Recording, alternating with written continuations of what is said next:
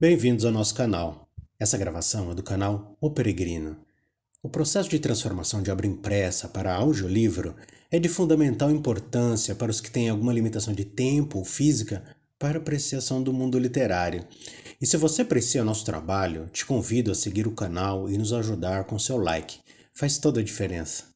Quero ainda salientar que esse livro está em tom de leitura informal e não de um audiobook tradicional. Isso traz, ao nosso entendimento, mais aproximação entre leitor e ouvinte. É resultado de leituras que fazemos em parques, comunidades amigos de bairro, asilos, bares e outros locais da periferia de nossa cidade. Logo, é provável que sons tais como trânsito, abrir e fechar de portas, variação de volume, passos e outros ruídos se façam presentes aqui. E se você deseja adquirir esse livro, se encontra na descrição o link de compra da Amazon. Comprando pelo nosso link nos ajuda imensamente em nosso trabalho. E se quer apoiar nosso trabalho a crescer, está também na descrição o link de apoio e nosso Pix, onde você pode nos apoiar com qualquer valor. Se você gosta dos livros da coleção Vagalume, que marcou a juventude de várias gerações, se prepare, pois faremos a leitura de vários livros da coleção no canal. Já clique em se inscrever para não perder nenhuma leitura dessa série fantástica. O Caso da Borboleta Tíria, de Lúcia Machado de Almeida. Série Vagalume, Editora Ática. Ilustrações Milton Rodrigues Alves. Capítulo 3. O Príncipe Grilo, Caligo e Papilo. Numa pequena carruagem dourada, tecida com fios de seda, puxada por 4 borboletas azuis, vinha o Príncipe Grilo, senhor das florestas. Como cantava bonito! Os sons espalhavam-se pela mata e misturavam-se com a luz suave das folhas sacudidas pelo vento. 2 borboletas acompanhavam-no, pousadas ao seu lado. Uma delas era preta e aveludada, com enfeites cor-de-rosas nas asas. Tratava-se do inteligente Sr. Papilo, amigo de infância do príncipe e detetive do bosque. A outra era bastante simpática e tinha grandes asas junto a um marrom acinzentado. Chamava-se Caligo e trabalhava com Papilo. Como é lindo o príncipe, pensou a Tíria, que observava a cena escondida numa árvore. A música parou, e o grilo deu ordens para que as borboletas azuis pousassem a carruagem no chão e fossem voar, pois não desejava que elas ouvissem certa conversa que iria ter. Que tarde maravilhosa! Exclamou Caligo. Muito linda mesmo, concordou o príncipe. Mas tenho o coração tão triste que nem posso apreciar essas belezas. Ah, se ao menos eu pudesse saber quem matou minha noiva Helicônia. Há alguma novidade a esse respeito, meus amigos? Nenhuma, meu senhor, disse Papilo. Eu e Caligo demos uma busca no antro das bruxas noturnas, onde o corpo da senhorita Helicônia foi encontrado sem vida, e não achamos nada que esclarecesse. Alguma coisa está a dizer-me que uma dessas feias aves é responsável por isso, acrescentou Caligo. Mas como saber qual delas? Tornou o príncipe. E por que teria feito isso? É estranho realmente, disse Papilo. A senhorita Helicônia sempre foi estimada por todos e não tinha inimigos de espécie alguma. Não se preocupe, meu príncipe. Há de chegar o dia em que tudo será explicado e o verdadeiro culpado receberá o justo castigo. Fique certo disso. Bem, vou indo. Preciso visitar uma joaninha que vai dar-me algumas informações interessantes. Quer me acompanhar, Caligo? Com muito gosto, Papilo. E saíram voando para longe. Pousando numa folha, Grilo esperava as borboletas azuis. Aliás, ele não gostava de dar trabalho aos outros e preferia guiar ele mesmo a sua carruagem. Mas estava com nevralgia nas asas e o médico tinha proibido qualquer esforço. Quanto problema a resolver, suspirou alto o príncipe. Um ruído inesperado fez olhar para a árvore vizinha, descobrindo a Tíria toda escondidinha. Perdão, senhorita, julguei que estivesse só e comecei a falar alto. Deve ter pensado que eu fosse um louco, hein? Não, Alteza, disse ela, desapontada. Por favor, não me chame de Alteza. Não imagina como isso me aborrece. Sim, senhor, não chamarei mais não. Estavam conversando em borboletano pois o príncipe era muito estudioso e sabia falar várias línguas, até sabiano, que só os sabiás usavam. Lá no bosque era assim. Havia uma língua-mãe, o insetês, que todos falavam, entendendo-se uns aos outros. Além dela, cada família tinha um dialeto para uso particular. Havia o marimbondês, o mosquitano, o besourês e assim por diante. O príncipe conversou muito com a Tíria e ficou encantado com ela. Como era simples, alegre e educada. Não é só bem educada, pensou ele. Tem alguma coisa que não se aprende e que vem de sua grande bondade e delicadeza. E, além de tudo, tão engraçadinha. Preciso voltar, senhor príncipe, disse a pequenina borboleta. Mamãe de tirana fica aflita se eu não chegar logo. Ainda é cedo, tomou ele. De um vôo só, a senhorita alcançará o pé de jacarandá onde mora. É que. É que. Eu só posso voar devagar e aos pouquinhos, gaguejou ela. Minhas asas são um pouco atrapalhadas. Fique mais um pouquinho, insistiu ele. Levá-la-ei em meu carro. Aceita? Será perigoso ir só. Dizem que anda por aí o terrível Arlequim da Mata. Se não for muito incômodo para o senhor, aceito. Algum tempo depois, mamãe de Tirana viu chegar a linda carruagem dourada puxada por borboletas azuis com sua filha dentro. Sua Alteza! Exclamou ela, admirada. O príncipe apeou, beijou-lhe respeitosamente as patinhas e despediu-se. Disponha de um admirador de sua filha, que o honrou com sua companhia, disse ele, retirando-se. E de novo ouviu-se uma melodia que se espalhou pelo bosque e se foi distanciando. Como era belo o hino do grilo! Cedo, a Jitirana compreendeu que a Tíria era uma joia. Que triste ficava o velho jacarandá quando ela saía. E ela estava sempre alegre, rindo, cantando. Só tinha um defeito. Era muito golosa. Vivia com dor de barriga de tanto comer. Quando se tratava de framboesas, então, era um caso sério. Capítulo 4. Vanessa Atalanta. Na floresta só se falava na chegada de Vanessa Atalanta, a borboleta que viera da Inglaterra, de avião, escondida numa muda de Crimson Glory. Mas que elegância, faça-me o favor. Toda chitadinha de marrom, amarelo, vermelho e azul. Um encanto. E voava com tal desenvoltura e segurança que dava gosto de ver. Pena que fosse tão convencida. E isso ela era. E muito. Pertencia a uma família muito importante. E diziam que sua avó estava gloriosamente espetada na coleção de um grande museu da Europa. Todo mundo queria conhecê-la e uma porção de insetos começou a estudar Butterflish só para fazer bonito e conversar na língua dela. Falava-se que até o príncipe Grilo tinha ido render-lhe homenagens. Quem sabe, talvez a senhorita Vanessa conseguisse fazê-lo esquecer-se da morte misteriosa da sua noiva Helicônia. Naquela manhã estavam todos reunidos numa grande clareira no meio do bosque, enquanto um famoso gafanhoto pintor fazia o retrato de Vanessa numa folha de figueira com tinta de suco de fruta.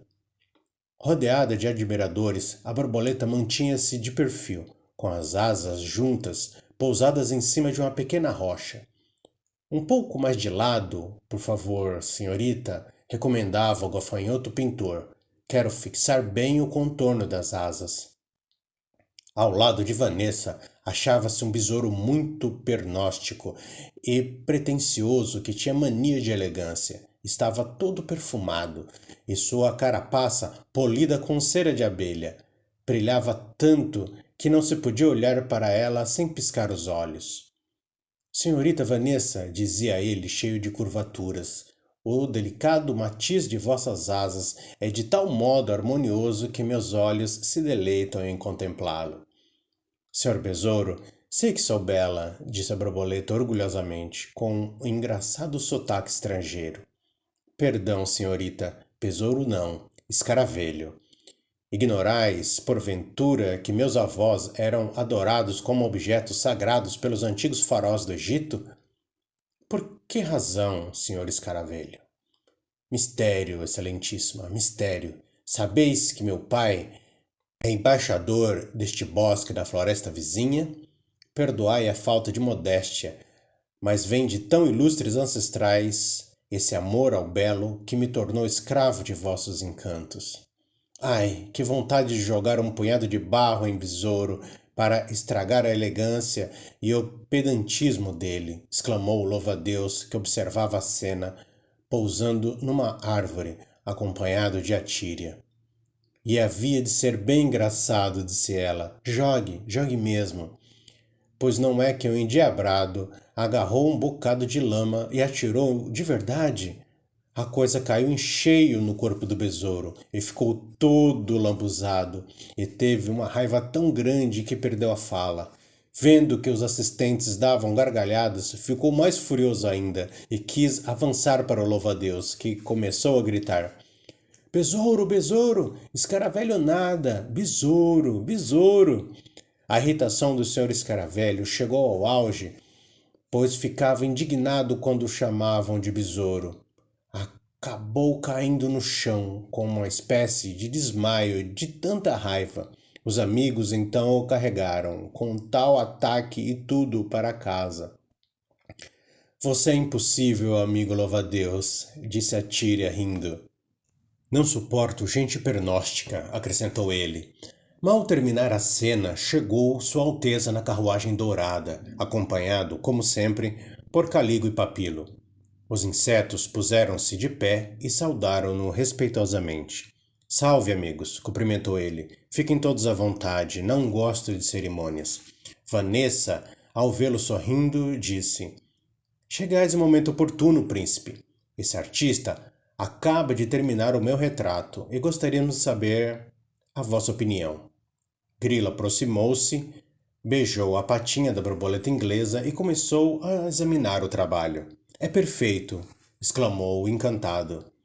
Sabendo que o gafanhoto pintor era pobre, prometeu custear-lhe estudos daquele dia em diante. Que bonito par formam Vanessa e o príncipe, comentou a Tíria. Dizem que estão muito encantados um com o outro, falou o louva-a-Deus. Caligo e Papilo aproximaram-se de Vanessa para cumprimentá-la, enquanto Grilo se afastava um pouco. A Tíria! Exclamou este, satisfeito ao avistar a pequenina borboleta. Que prazer encontrá-la de novo. Tenho passado por sua casa tantas vezes e nunca a vejo. Obrigada, senhor príncipe. É que quando vou à floresta, fico dentro do tronco ajudando mamãe de tirana a arrumar a casa.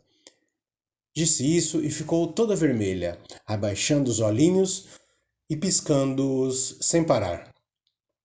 Mas que perfume delicado de jasmim você tem, Atíria. Onde o arranjou?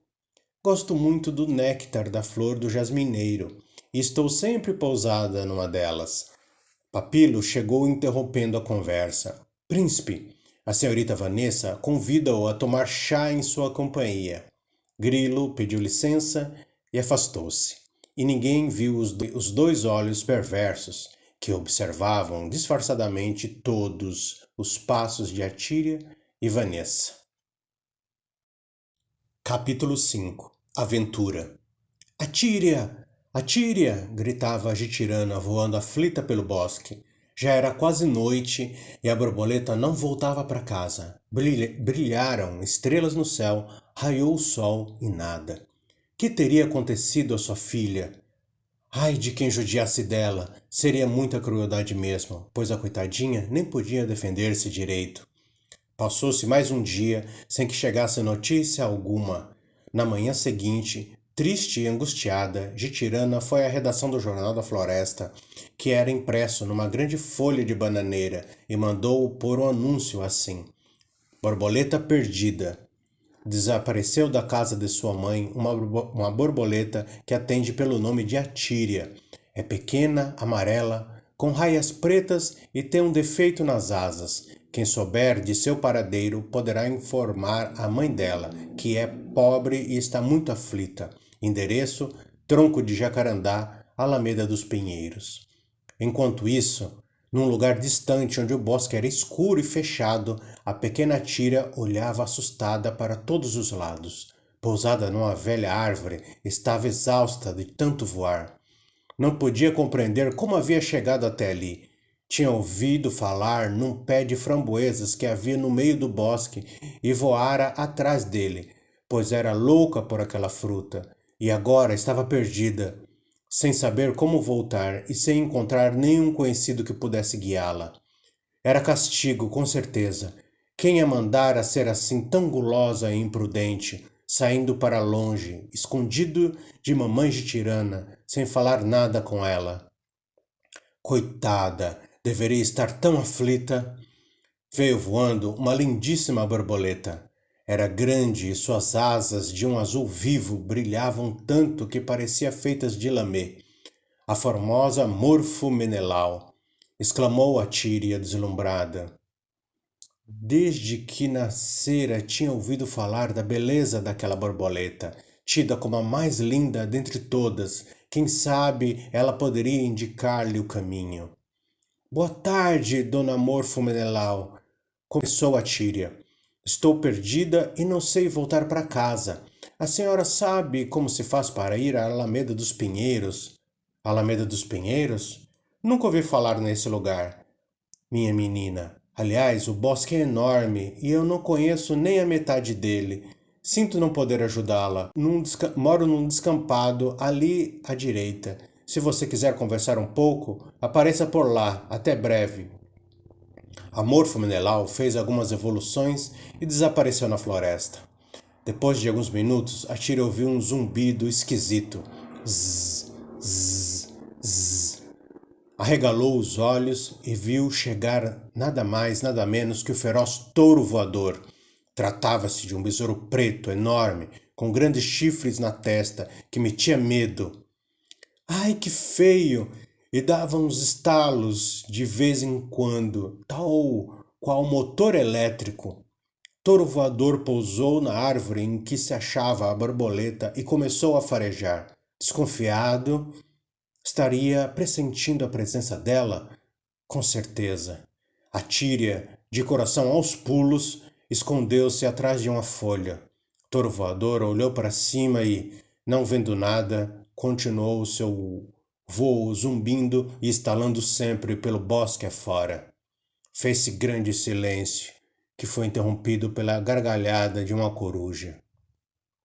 A Tíria ficou toda arrepiada. Não fora num lugar onde moravam corujas que a noiva do príncipe Grilo tinha sido morta? Que medo, meu Deus! Ah, se a Jitirana soubesse dos apuros porque sua filha estava passando. Havia já uma semana que saíra de casa. Só falta o Arlequim da Mata aparecer por aqui, disse ela em voz alta. Mal acabara de pensar nele, eis que um terrível bandoleiro surge por detrás de uma árvore, pisando nas folhas secas que estalavam debaixo de suas patas. Era todo chitado de preto, branco e vermelho, e devorava com ferocidade uma gorda aranha que já estava comida pela metade. Como é esganado e sem educação, pensou a Tíria horrorizada. Ai dela, Arlequim já a tinha descoberto. Que sorte! Exclamou o malvado. Depois de jantar aranha, nada melhor que sobremesa de borboleta nova. É pequenina, mas deve ser bem gostosa. A Tíria quase morreu de susto. Que fazer? Seria inútil fugir, pois sabia que só podia voar aos poucos e baixinho. Nisso, o resto da aranha que Arlequim tinha nas patas caiu no chão e ele baixou-se para procurá-lo. Aproveitando-se da distração momentânea do bandoleiro, a Tíria olhou para os lados, ansiosa por descobrir um meio de escapar. Que coincidência! Ali estava um arbusto desconhecido, cujas flores eram amarelas e pretas, como as suas asas. A borboleta, numa súbita decisão, voou mais que depressa para a pequena árvore. Seria impossível descobri-la ali, confundida no meio das flores. Você é bem esperta, hein, menina? Disse Arlequim da Mata, que já tinha preparado o voo para alcançá-la. Tentou procurá-la durante algum tempo, mas acabou desistindo. Se eu não estivesse com tanta pressa, haveria de descobri-la de qualquer jeito. Fique por aí, bobinha. hei de encontrar petiscos melhores do que você. E Arlequim da Mata seguiu para adiante, assobiando uma música. Ai, que alívio! Exclamou a Tíria. Convinha sair daquele lugar o mais depressa possível. A borboleta levantou vôo com a ideia de alcançar o descampado vizinho. Capítulo 6. A nuvem negra. A Tíria voava sem rumo, completamente desnorteada. Súbito, um vento fortíssimo começou a soprar, impelindo-a na direção de um largo rio que deslizava por aqueles lados. A borboleta, num grande esforço, tentou pousar, mas não conseguiu. Suas asas eram demasiado fracas e, além disso, a pobrezinha foi envolvida por um grande redemoinho que a atirou violentamente para o meio da correnteza. Vou morrer afogada, pensou ela, cheio de pavor e já completamente tonta. Entretanto, ainda não tinha chegado a sua vez. Caíra num tronco de árvore que vinha boiando no rio abaixo, e se despencasse em alguma cachoeira. No rio havia tantas. De repente, o pedaço de madeira foi desviado pela corrente e encalhou numa porção de galhos que se amontoavam à beira do rio. Que bom, um tronco inteirinho! Exclamou um menino de cabelos louros que estava à margem. E dá justamente para fazer um barco, acrescentou, todo satisfeito, um homem que acompanhava a criança. O menino buscou uma comprida vara, puxou o tronco e o tirou para fora d'água. A Tíria, firmemente agarrada no pedaço de madeira, quis voar, mas não pôde. O esforço que havia feito na luta contra a ventania deixara exausta, e além de tudo, o medo como que a paralisava. Estava ali, frágil e desprotegida, inteiramente à mercê daquele homem e daquela criança. Que borboleta engraçadinha, papai! Exclamou o menino, segurando a Tíria e examinando-a. Está toda molhada e fria, coitada. Deixe-a ao sol, filho. Com o calor, ela poderá voar de novo. O menino colocou a borboleta sobre uma espiga de milho, com todo cuidado, e afastou-se. A Tíria desejou agradecer a ambos, mas como gente não entende insetês nem borboletano, a coisa ficou por isso mesmo. Reconfortada pelo calor do sol e alegre por se ver sã e salva depois de tanto perigo, a Tíria começou a voar baixinho. Observando o lugar, notou que se achava um pequeno sítio de um lavrador humilde. O seu salvador, certamente. O milharal estendia-se a perder de vista. De repente, a borboleta escutou um ruído esquisito, como se fosse o ronco de uma cachoeira, enquanto uma grande sombra escurecia o céu claro. Que seria aquilo? O barulho, cada vez mais surdo e rouco, foi aumentando enquanto a nuvem negra se aproximava ameaçadoramente. Parecia um gigantesco e único inseto, que fazia tremer as folhas com seu zumbido. Gafanhotos, gafanhotos! Gritavam desesperados o homem e o menino, desatando a correr. O lavrador, auxiliado pelos filhos e trabalhadores, buscou imediatamente algumas latas e caixas vazias, tentando fazer muita algazarra, a ver se espantava os insetos. Em vão. A nuvem escura, que parecia não ter fim, cobriu o sol e veio baixando, baixando, como se a noite houvesse desabado subitamente sobre o pequeno sítio. Que desgraça! Estou arruinado! Exclamava angustiado o pobre agricultor, correndo de um lado para o outro. Um enorme gafanhoto de cabeça preta, que parecia ser o chefe, foi o primeiro a chegar, pousando no pé de milho onde se achava a Tíria. A borboleta, escondida atrás de uma espiga, observava tudo.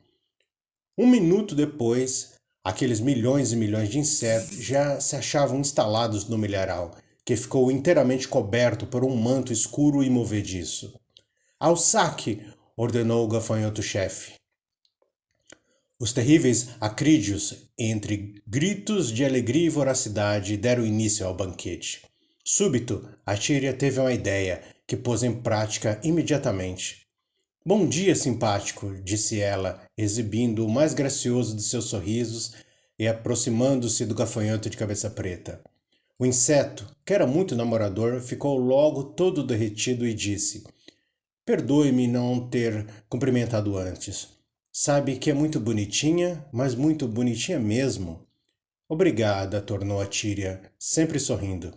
O gafanhoto continuava a observá-la, de olhos semicerrados, mastigando folhas com esganamento. Reparou que patinhas bem feitas ela tem? Sussurrou ele ao ouvido de seu ajudante. Senhor gafanhoto, continuou a Tíria, sei que não tenho nada a ver com isso. Desejo avisá-lo de uma coisa, entretanto. Não coma esses pés de milho, nem deixe ninguém comer. Por que, Teteia? Porque dá dor de barriga horrível na gente. Sei de um grilo que até morreu de tanta cólica. Que horror! Exclamou ele apavorado. Se é assim, vou dar ordem para acabar com a festa imediatamente. Ali adiante há uma plantação de ótimo trigo, disse a Tíria. Tem cada espiga tem rasinha que dá gosto de comer. Vale a pena ir lá. O gafanhoto, de cabeça preta, hesitou um pouco, meio desconfiado. Que coisa estranha, disse ele. Já comi tanto pé de milho em minha vida e nunca ouvi contar que desse dor de barriga. É que essa terra contém um minério chamado rutênio, e toda planta nascida aqui se torna indigesta para nós insetos. Rutênio? Que nome esquisito, disse ele, pensativamente. A Tíria, que inventara o nome naquela horinha, ficou com vontade de rir, mas continuou bem séria. Gafanhoto não teve mais dúvidas e decidiu que seu exército levantaria voo imediatamente. Belezinha, se eu ficasse aqui, iria namorá-la, disse ele, aproximando-se e procurando dar um beijo na borboleta. Atrevido, fique sabendo que não é brinquedo de ninguém, ouviu? Protestou ela, levantando a patinha e pegou um bom tapa na cara do gafanhoto. Este, mais que depressa, levantou o vôo ordenando: Para a frente! Então, aqueles milhões de insetos se ergueram e, sacudindo as asas, rumaram para um lugar indicado. Muito tempo se passou até que a nuvem negra acabasse de atravessar o céu. Uma hora depois, ainda se ouvia o ruído surdo e impressionante dos insetos, que se afastavam cada vez mais. Perplexo, o lavrador olhava para os seus pés quase intactos. Não podia compreender por que razão os gafanhotos se haviam retirado sem devorar até a última folha, como sempre faziam. Louvado seja Deus! Exclamou ele. A Tíria sorriu satisfeita. Servindo-se de uma estratagema, tinha conseguido impedir que os gafanhotos destruíssem a plantação de milho. Retribuía assim o precioso serviço que o lavrador lhe havia prestado, livrando-a da morte certa. Ele nunca saberia que fora ela quem lhe tinha salvado a colheita. Não fazia mal. Estava satisfeita consigo mesma, e isso é o que importava. A Tíria pensou em mãe de Tirana. Deveria estar tão triste, coitada. Que saudades do tronco de jacarandá. E o príncipe, cada vez mais apaixonado por Vanessa, com certeza, teria um papilho Caligo descoberto o segredo da morte Helicônia? A borboleta ignorava onde se achava e não sabia para onde ir. Que fazer? O melhor seria ir voando, voando até que Deus lhe ouvisse as preces e lhe pusesse no caminho alguém que pudesse guiá-la. Se você está curtindo a leitura do livro O Caso da Borboleta Tíria, já clique em se inscrever e ative o sininho para não perder a próxima parte dessa leitura do canal O Peregrino.